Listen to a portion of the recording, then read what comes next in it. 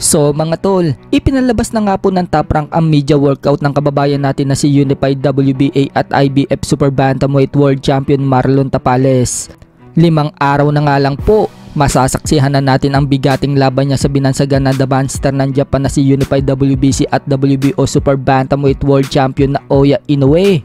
Excited na nga daw si Tapales sa December 26 at kondisyon na gagawin umano talaga nila lahat ng paraan para manalo sa laban na yan.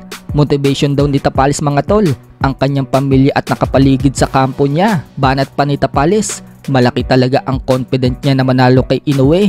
Nang tanungin si Tapales kung ilang percent daw ang confident niya, si Sean Gibbons po ang sumagot at sinabing 200%. Pero noong si Tapales ang pinasagot ng mga nag-e-interview, mas malaki ang binigay na porsyento ni Tapales. Aniya, 2,000% daw. Pagmamalaki naman ni Sean Gibbons, may skills level daw itong si Tapales na nandyan palagi. Pati daw ang mental game ni Tapales, nasa 110% na. Kapag mentally prepared ka daw talaga, pati physically mo, prepared din. Yan daw ang susi para manalo sa laban. Kung hindi daw kasi prepared ang mentally mo, magbibigay daw yan sa'yo ng malaking trouble. Dagdag pa ni Sean Gibbons, kung si Fulton daw na lumabang kay Inoue na parang takot, ibahin daw si Tapales dahil muli daw mananalo si Tapales sa bansang Japan. Kung naka 4-0 na daw si Tapales, madadagdagan pa daw yan. Magiging 5-0. Sa mga hindi po kasi nakakaalam mga tol, nakaka-4 na panalo na si Tapales sa bansang Japan. Pang-5 na kapag tinalo niya si Inoue. Samantala, hinuhuli nga din po si Tapales ng mga Japanese dahil noong tinanong siya kung napag-aralan na daw niya itong si Inoue, ano naman daw ang susi niya para manalo kay Inoue.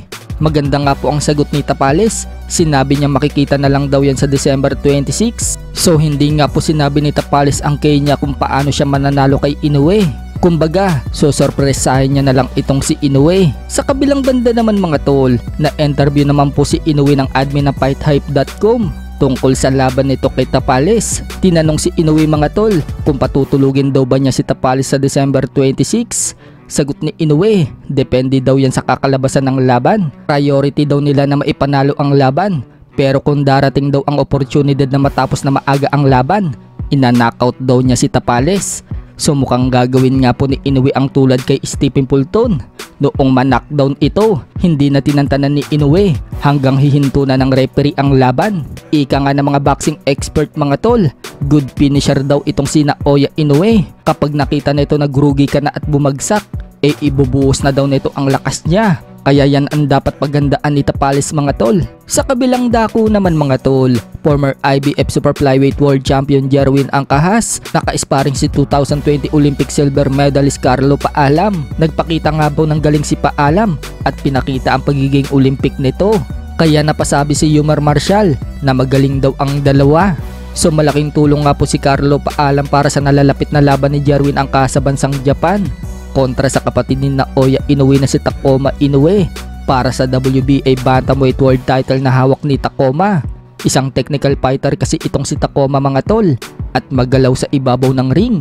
Kaya swak na swak kay Angkahas ang sparring partner na si Carlo Paalam.